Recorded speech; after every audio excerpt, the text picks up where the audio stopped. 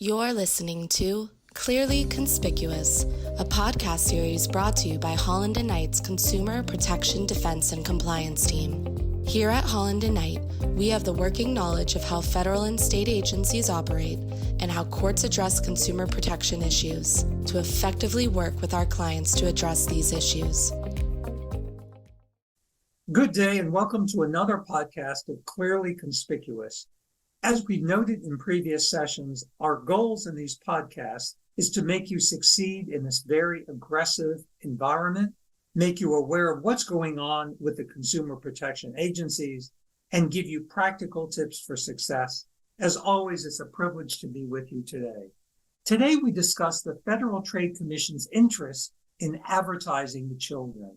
A new FTC staff paper recommends that businesses, social media influencers, and others who market or promote products online to children should avoid blurring advertising by clearly separating advertising and entertainment, educational, and other content to help limit potential harms to children. The paper further warns that for younger children in particular, disclosures are unlikely to be effective. In the document, FTC staff detailed some of the main takeaways from an October 2022 workshop called Protecting Kids from Stealth Advertising in Digital Media. The agency held that examined how blurred advertising online and in digital spaces makes it difficult for children to distinguish between advertising and other content. As Sam Levine, the FTC's director of the Bureau of Consumer Protection, said, "We now live in a world where kids spend many hours a day online, often in immersive environments where advertising and content are deliberately difficult to distinguish."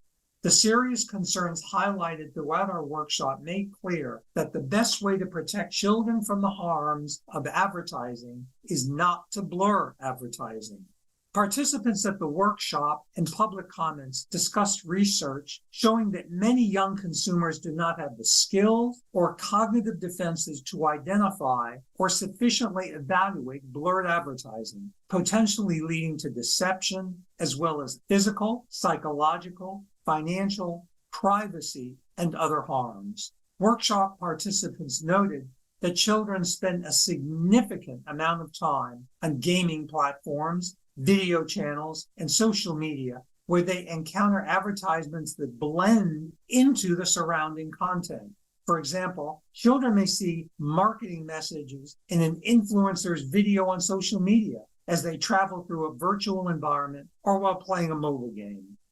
Blurred advertising allows marketers to disguise advertising, and younger consumers may not be able to avoid it or evaluate it sufficiently, given their focus on the content, the staff paper noted. In addition, children may be more likely to trust such messaging, particularly if it comes from a trusted source, such as a social media influencer or an avatar that they have befriended in the game. Other potential harms to kids from blurred advertising include promotion of harmful products and services, such as tobacco or unhealthy foods, financial harms from advertising prompts that lead to accidental or emotional purchases without parental approval, and increased susceptibility to blurred advertising that is targeted to children based on information collected about them or their interests. The workshop and comments made clear that there is no single approach that is sufficient to address the likelihood that children will be harmed or deceived from blurred advertising. Moreover, it is unreasonable to place the burden entirely on parents to constantly monitor their children's online interactions. To the extent that entities engage in blurred advertising in spite of the inherent risks, staff recommends 5 practices to mitigate potential harm. 1. Do not blur advertising. The best way to prevent harms stemming from blurred advertising is not to blur.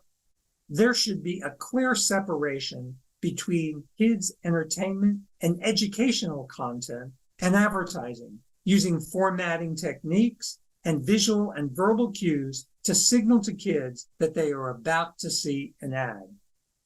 2, provide prominent just-in-time disclosures. Such disclosures should be provided when the product is introduced and should be provided verbally and in writing and explain clearly the commercial nature and intent of the messages. Marketers, however, should not rely on disclosures alone. 3, create icons to flag advertising. Stakeholders should work together to create and use an easy-to-understand and easy-to-see icon to signal to kids that money or free things were provided to the content creator to advertise the product. 4, educate kids, parents, and teachers. All stakeholders should look for ways to educate kids, parents, and educators about how digital advertising works and help kids recognize and evaluate it wherever it appears. Education could also play an important role in helping promote and support the use of an icon to help kids understand and identify ads.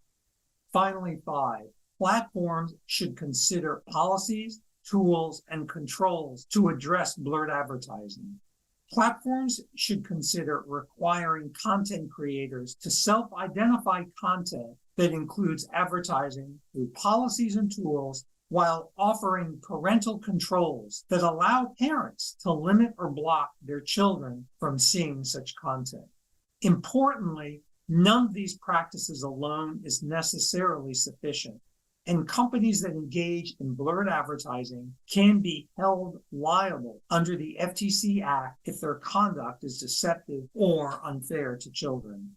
So here's the key takeaway. Be very, very aware of the techniques and approaches you take if you advertise to children.